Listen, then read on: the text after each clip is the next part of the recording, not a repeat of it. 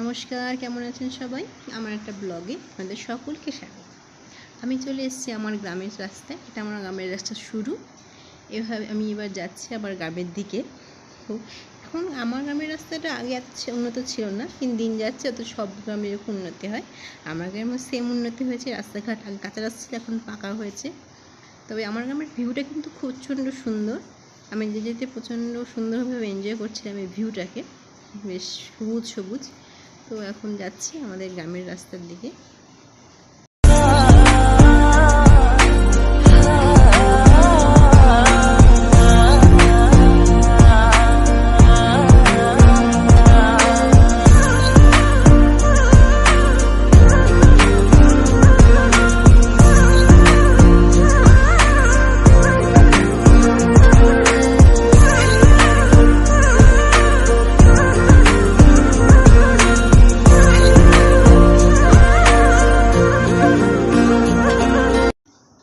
এবার আমি ঢুকবো আমার গ্রামের একদম আমাদের যে গ্রামটা একদম স্টার্ট হচ্ছে এখানে ঢুকে গেছি।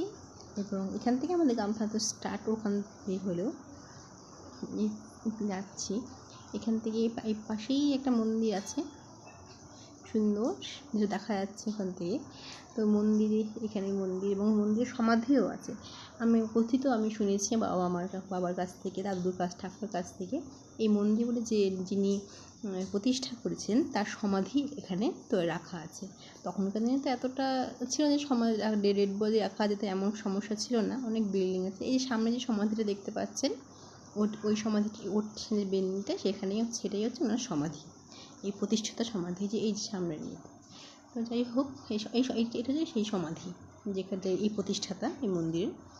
নতুন ভিতরে মন্দির করা হয়েছে, কিন্তু আজকে যাওয়ার সময় হয়নি, কারণ আমার লেট হয়ে গেছে অলরেডি অনেকটা। তাই আমি আগে আমার বাড়িতে যাব। বাড়িতে গিয়ে আগে একটা ছোট্ট অনুষ্ঠান আছে আমাদের, সেই অনুষ্ঠান আমি অ্যাটেন্ড করবো। তা অনেকটা আমার লেট হয়ে গেছে, এই জন্য যাচ্ছি। এখন রাস্তায় আপাতত রয়েছে।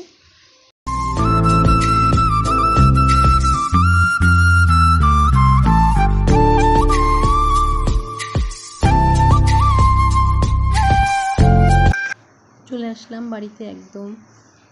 আমার প্রথমে বড়মার বাড়ি, আমার বড়মার আজকে আমার বড়মার হচ্ছে একটা মৃত্যু ঘটেছে, পরলোক গমন করেছে।